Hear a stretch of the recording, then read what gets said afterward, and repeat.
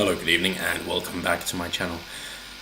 This is from The Independent, and in case you're wondering, I use The Independent because I disagree with them on everything, and therefore, if they're reporting something that would be in agreement with me, I would have to be under the presumption that it is so obvious that they can't disagree with it. So, from The Independent 2 days ago, Rotherham child abuse, more than 40 suspects arrested over the past 2 months, says National Crime Agency, NCA. Grooming gang investigators interviewed dozens of new suspects after 13 alleged victims come forward. 13 alleged victims, so we're not going with believable women now. Okay, cool. Detectives investigating historic allegations of child sexual abuse. In case you're wondering, historic, that's back to 1997. Okay? Alright, it mentions it in a moment. And exploitation in Rotherham, which is very near me in Manchester, have arrested 40 people over the past 2 months, the National Crime Agency has revealed. 38 men and 2 women are under investigation after 13 victims came forward alleging abuse between 1997 and 2015, the agency said. And you can understand how it's on the rise and not decreasing. Although, thankfully, with people like Tommy Robinson, and that's why I bring this out, because if he's being persecuted and attacked for mentioning these things, and yet even The Independent has to report on it, maybe he has a point. Yes? Wonder how this will look in history. 38 men and 2 women are under investigation after 13 victims came forward alleging abuse between 1997 and 2015, the agency said. The alleged victims were aged between 11 and 26 at the time the offences are said to have taken place. Suspects aged between 29 and 53 from Sheffield, Rotherham, Leeds, Dewsbury and Maidstone in Kent have been arrested or interviewed by appointment since March. Just since March. And it's May. It's 2 months. You're saying there's 40 people. So this is basically the north. All have been released under investigation or bailed while inquiries continue. Good luck getting them back. That's always the case, isn't it? We'll say, oh yes, well, I mean, it's the same with illegal aliens in America. It's just, oh yeah, well, here's your court date. Oh, they haven't turned up. I wonder why. Let's go. Oh, we can't get them. Okay, right. Especially if it's in a no-go zone, as Tim Pool showed in Birmingham, I believe it was, or at least in the UK, that they say, yeah, you should probably leave now. Sorry, what? It's like, yeah, well, some guys are talking and they'll probably come back with rocks, and we're going to leave, so we suggest you leave as well. Like, but you're the police. Yeah, we're leaving. Oh, that's great. So how are the police supposed to get these people back to prosecute them if they're in place in no-go zones, but the police refuse to go? Or the police refuse to take them because of fears of being labelled Islamophobic, seeing as that carries such a strong weight in the UK. The probe is part of Operation Stovewood, the NCA's investigation into Rotherham grooming gangs. The operation has previously led to 14 men being jailed. Chief Investigative Officer Carl Vesey Bateson said, arresting such a large number of individuals as part of one Stovewood sub-operation shows our desire to listen to victims and bring offenders to justice is not wavering. Good. Stovewood is a challenging and complex investigation with victims and survivors reliving abuse that took place many years ago. Yeah, more than 420 Rotherham grooming gang suspects being investigated. Can you see a pattern? Is there anything that links these people? Well, we'll get to that. 420, love that. Hitler's birthday, yeah. Great. I believe that's the root of 420. I know they say, oh, it's a nice time in the afternoon for weed. It's like, yeah, but 20th of April is Hitler's birthday. Surely that's relevant. To date, we have engaged with over 410 victims and survivors and have arrested or interviewed by appointment 94 suspects, meaning this is the largest law enforcement investigation into non-familial child sex abuse and exploitation ever undertaken in the UK. We've been around since time immemorial, and in less than 20 years, with this level of immigration from particular cultures, from particular countries with particular cultures, bringing their cultures with them. And in a moment I'll get to statistics from the end of 2016 of how many UK Muslims agree with their own Islamic culture. Conducting such an investigation can only be achieved with the support. Okay, yep, cool, well done. The NCA previously said it had identified 1,523 potential victims. It's two a month? And 151 grooming suspects, but investigators believe there could be another 275 other offenders who it is not yet able to name. They said that this is an underestimate. The J report described how more than 1,400 children had been affected, a figure established by the NCA to be an underestimate. And this is rape, grooming, and trafficking. Jesus. Some 296 female survivors of exploitation had actively engaged with officers by the end of last year. Good on you. Good on you. If you are survivors, you know, I'm not to believe all women, but yeah, if you've gone through that and lived through it, then yeah, you are a survivor, and please do help sort it out. You're very brave. Keep doing what you're doing. You've got my full support. The NCA has full control of investigating allegations. 250 staff working on the case. An annual budget that was to reach £15 million a year, and estimate the operation will cost more than £90 million by 2024, the date to which current planning extends. Yeah, and they never work to target, and they never work in budget either. Are you going to factor that into immigration permittance? Are you? The crimes committed are going to cost this much. I mean, obviously, understand that 80% of the Muslims are unemployed because... Oh, and claiming benefits. Yeah, because you can leave work for religious reasons and not have to wait 26 weeks to claim benefits. You know, if you've got to work with someone of the opposite sex, handle alcohol or handle pork, oh yeah, just claim benefits straight away. And why not? Especially if you've got a large family as well, then you can claim benefits for those reasons as well. Isn't that great? And who's paying for it? The people who are going to vote Tommy Robinson, obviously. The working class. Everyone who's working, obviously, in the UK. And it's mainly straight white males. Yeah. So women earn less than men, but spend more than men. And where are they getting their money? Straight white men. Yeah. Men are the top earners, but not the top spenders. Then who's spending the money? Oh, it's the women. Right. And of course, if they've got to pay this much in tax, even if we're still at a deficit, and then Islamic immigration and these people still receiving benefits, then they're the people who are receiving it. It's a problem. Okay? Which is why Tommy Robinson is gaining traction, and why his YouTube channel has essentially been deleted. Obviously, technically not, but you can't find his videos if you search for them. You can't find it if you look for Tommy Robinson, and he's essentially a social media criminal that, as Avi Yemeni showed recently, that a photo of him with Tommy Robinson having, with a big Tommy Robinson poster behind him, but they blur out Tommy's face and they hide that it says Tommy Robinson. That still got taken down. That you can't mention Tommy Robinson on Facebook, which is nice that in America they're trying to show that Facebook is acting as a publisher, not a platform, and they're saying, well, you want to be a platform, in which case you have to show, you have to abide by the First Amendment and allow people to show what they want to show. You can't decide what to show and what not to show, otherwise you're a publisher. And if you're a publisher, fair enough, that means you're responsible for every single post on your platform, like your newspaper, in which case, if anybody who publishes something on your site says something that is libelous, we can sue you and not just the individual, because obviously Facebook has a lot more money than an individual who's lying about someone, which is a terrible idea. Just go to platform, not publisher, like phone lines, and you're fine, which means you can't put in your political beliefs. But moving on,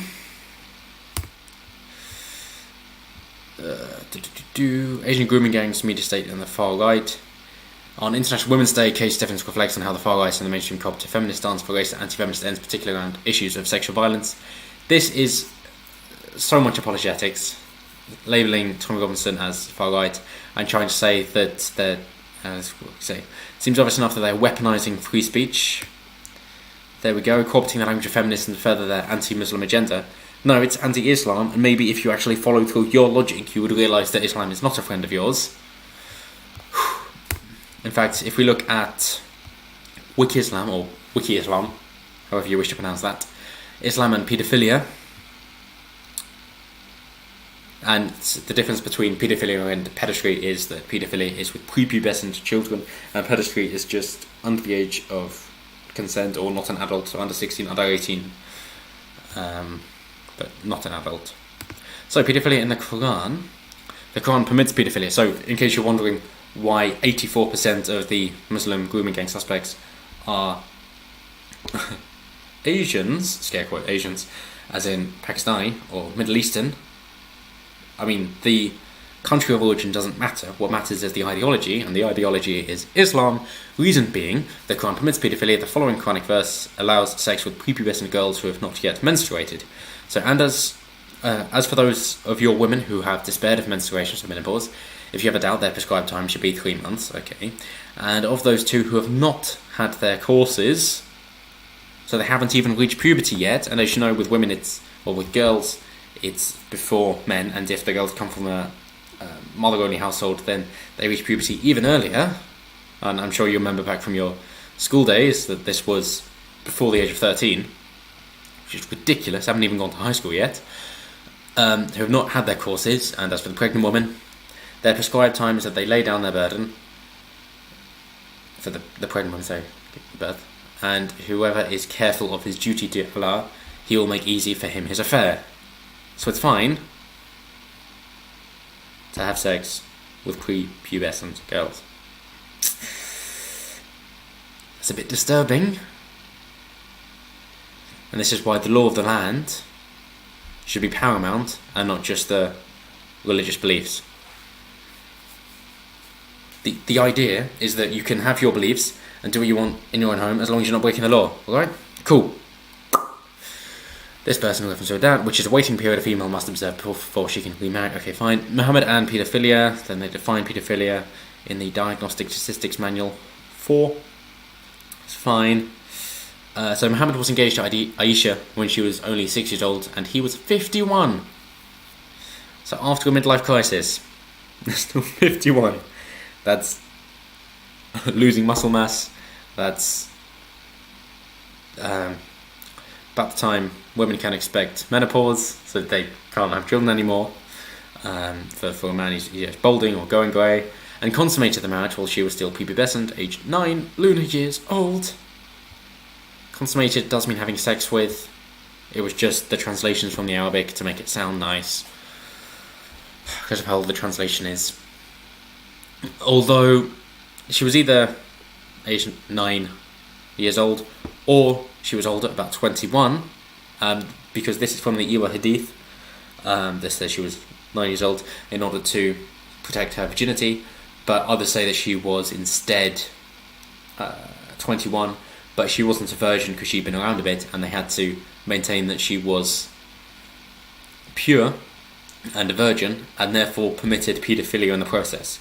So even if you think that, okay, yeah, she was older and had been around a bit, but virginity is really important, okay, sure, but you could just say, she was a virgin, like the Virgin Mary, because that's what they're comparing Aisha to. You don't have to legitimise paedophilia in the process by saying that, oh yeah, we'd rather that Muhammad was our prophet, was a paedophile, instead of Aisha not being a virgin. That seems to be odd priorities there, but it explains a lot, doesn't it? Muhammad's companions and paedophilia. In the early 7th century, paedophilia was common. I don't care. People had shorter lives, and waiting for marriage until having sex was common because you got married before you were 20. Sure, but those days have been and gone. Some companions of Muhammad also engaged in paedophilia. Umar II, Caliph of Islam, married Kulthum when she was 10 to 12 years old. Some sources even say she was 5 years old when Umar married her. Maybe they've had a year at school, like in modern days, but that's it. I think that people find it difficult to think how to plan their future when they're 16 and they're taking their A-levels, at least in the UK. They going to university, college, or trade school, whatever. And then, okay, maybe getting into high school or deciding what you want to do to choose your A-levels. So maybe when you're 13, so you're taking an idea with GCSEs in England, wondering what to do. No, long before that, you're just being married off, having sex. But contemporary paedophilic Islamic marriages. Due to many endorsements within Islamic scripture, child marriages are permitted by the majority of Muslim scholars and leaders, and we'll get to statistics in a moment, and in many Islamic countries it is common practice. Girls far below the age of puberty are forcibly married to older persons. They don't even understand what marriage or sex is at that age. Sometimes in their 50s and later, for various personal gains by the girl's guardian, or with the intention to preserve family honour by helping her avoid premarital sex. Again, they're thinking, paedophilia was fine, as long as there isn't premarital sex. So it's like, well, that is not in line with our Western values at all. If you want to go a bit backwards over there, then I'm going to help people flee your country because it's terrible. But where I'm from and where I live, that is not acceptable. That is the laws of the land. Either come over here, embrace our culture, join us, integrate, or stay away. I'm not forcing you to come over here, but You just like our benefits, don't you? Yeah. You're a very imperialistic religion. Paedophilic Islamic marriages are most prevalent in Pakistan and Afghanistan. Pakistan. Yeah, where the Asian grooming gangs come from. Followed by other countries in the Middle East and Bangladesh. This practice may also be prevalent to a lesser extent among other Muslim communities. And this is great, and is on the rise among the growing Muslim populations in many non-Muslim countries, such as the United Kingdom and the United States. Yes, it is on the rise. Not decreasing, as they're integrating, but no, it's on the rise. And here we have some lovely statistics. 4 out of 5 of Middle Eastern women are sexually abused between the ages of 3 and 6 by family members. Between the age of 3 and 6? You know, this frustrates me to no end. Within friendly cultures, girls aged so young, you don't even need to cover up their top half because they're just young and innocent. And yet these cultures go, yes, we're going to take them, like fucking ravens. Christ. More than half of all Yemeni girls are married before reaching the age of puberty. With more than 3,900 children within 6 months, Indonesia tops the UN body's list for child trafficking cases. 3,906 months. So that's 600 a month, so that's 20 a day. That's nearly one every single hour. And if you're like 8 hours sleep, then it's more than 1 an hour. 2,000 child sex abuse claims in 1 year at Pakistani Islamic schools, but not even one successful prosecution.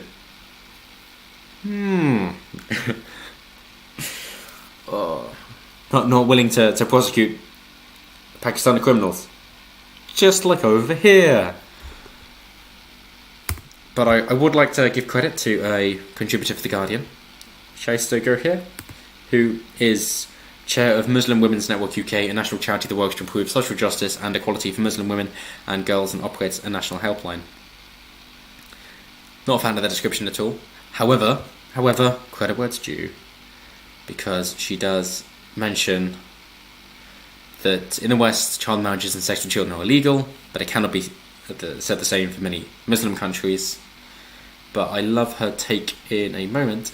There we go. In my view, repression of sexuality and extreme gender apartheid is to blame. And in case you're wondering, this from the National Secular Society, as I say, the end of 2016, 5th of December, over 40% of UK Muslims support aspects of Sharia law, and we've already seen it's on the rise. But we have some lovely statistics here. So 43% they supported the introduction of Sharia law, just 22% were opposed, 16% of British Muslims strongly support the introduction of aspects of Sharia law into Britain. Again, this is British Muslims. Not global, but British. And let's remember that 84% of the grooming gang criminals are from Asian descent. Yeah. Belonging to a particular ideology. 35% of 18 to 24-year-olds expressed support for aspects of Sharia law, and nearly half of the over 55 supported some provisions of Sharia. Obviously, we understand that it's often second or third generation immigrants who are more radicalised, like the Charlie Hebdo massacre was committed by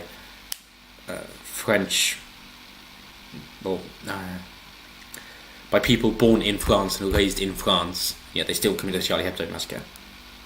And I love the reply from Texas, which did the same thing with Joy Muhammad, and of course they had the burn the Quran day, and said, yeah, if you don't have a Quran, here's the text, just put it onto a CD and burn that. So Texas had their Joy Muhammad day, some radical Muslim turned up, so being Texas, they just got their guns out and quickly put an end to that. So hey, it's self-defense. You come to kill us, you try to kill us, we're going to defend ourselves. Fair enough. First Amendment. We could do with that in the UK. There's a reason it's the first. 49% of respondents in London favoured Sharia provisions. I wonder why there's an increase in stabbings. Just over half British Muslims said they wanted to fully integrate. Good! Fully integrate. 53%. Not good. Not good at all. 37% said they wanted to integrate on most things. Please be more specific. 6% sought a separate Islamic life as far as possible, and 1% wanted a fully separate Islamic area in Britain subject to Sharia law and government. And that's a lot of people. 59% of young Muslims wanted full integration. Okay, cool. So they're suggesting the younger people want more integration. Good. 40% supported gender segregated education. 41% opposed, but 44% supported the idea that schools should be able to insist on the hijab or niqab. And I thought it was a fun thing. With the hijab, niqab, I've forgotten the name of the other one now. But being allowed to be transgender in the UK, that you can then cover yourself completely with a hijab. And the law states that, because yes, it's only women who can cover themselves according in the teachings of Islam. So you'd have to claim that you are a woman in order to wear it, because it's already been banned for men. You try covering yourself, you'll be prosecuted in Islamic countries. So I'd consider that banned. So basically, the idea is just banning it for women instead of having it already banned for men. But you're allowed to wear it for religious reasons in the UK, but the police are allowed to ask to see your identity if they think it is not for religious reasons. But you are allowed to ask for somebody of the same gender you're allowed to be removed from public in order to be uncovered and then to see your identity. And cases where it's practical, you're allowed to ask for somebody of the same gender to be the one to see your face and be taken away for that. And police in the UK are one male, one female. So if you were a big burly man, I like to think of myself as that, but never mind. If you were a big burly man and you covered yourself up in a hijab, just as long as it wasn't skin tight, because it's the same for the thobe for the men, that you can't show off your body. So just have loose clothing and you can cover yourself completely. That's fine. When you're stopped by the police, because of course you will be, say you're a woman, they'll say, what are you talking about? You say, don't be transphobic, I'm a woman. If you want to see my identity, then the woman will have to see my face. Then you're left alone with a female police person, and therein lies the problem, because many strong men could overpower female police women. In which case you then only have to deal with one person, and that's the other policeman, if you wish to deal with them as well. But there seems to be a flaw in the system, considering that is feasible. Don't do it. Obviously don't do it. But it's a problem. I'm not for increased police presence either. I'm for being able to protect yourself. I'm sure that would put an end to acid attacks. People are worried about being shot.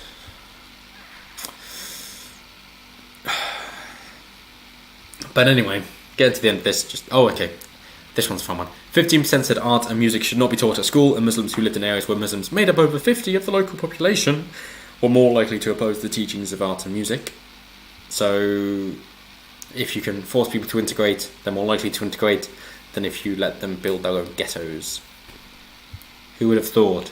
Almost as if that's visible on the global stage with countries and borders. Yes, it's exactly to be expected. So if you have a country, then you have a country. You don't have, surely, those little independent authorities within your country that go against the main authority. Otherwise you've got a civil war. Sure, like county level instead of country level, or state instead of federal level, but that's not going against the head office, is it? But here's a fun bit. 52% of Muslims say they did not know who was responsible for the 9/11 attacks. Over half. Great. 31% said the American government. 7% said Jews. Tell me again about anti-Semitism in the far right. And just 4% said Al-Qaeda. Nearly double as likely to say Jews than Al-Qaeda. One participant in a focus group said, there was no Jews that were in that day. Really gets your noggin jogging. Oh, God. By contrast, 71% of the general public say Al-Qaeda was responsible, with 1% blaming the Jews. I love that they got a scare quote to help the Jews. You're not helping your image here. But yeah, that's from secularism, and we do live in a secularist or secular country. Anyway, I know it's been a rambly video for me, but it's been a fun journey, so I hope you stuck through to the end. If you have, like, comment, subscribe. It's getting really tedious to, it's not tedious. It's almost painful to have to go through this, which seems obvious to me, but obviously it needs more exposure, and that's what I'm doing. That's what I'm going to continue to do. Continue to upload daily. No problems at all. Don't worry about it. I will be here tomorrow. But just the state of the UK, and even this is 2.5 years old. That it just gets you down sometimes, you know. But hey, that's why I strongly recommend leaving the EU. So at least then we don't have to accept people who get passports in Germany, travelling from the Middle East and Northern Africa into Greece, and Spain, and Italy. So vote UKIP, vote Tommy, like, comment, subscribe, share it around. Hope you enjoy the journey, and I will see you next time.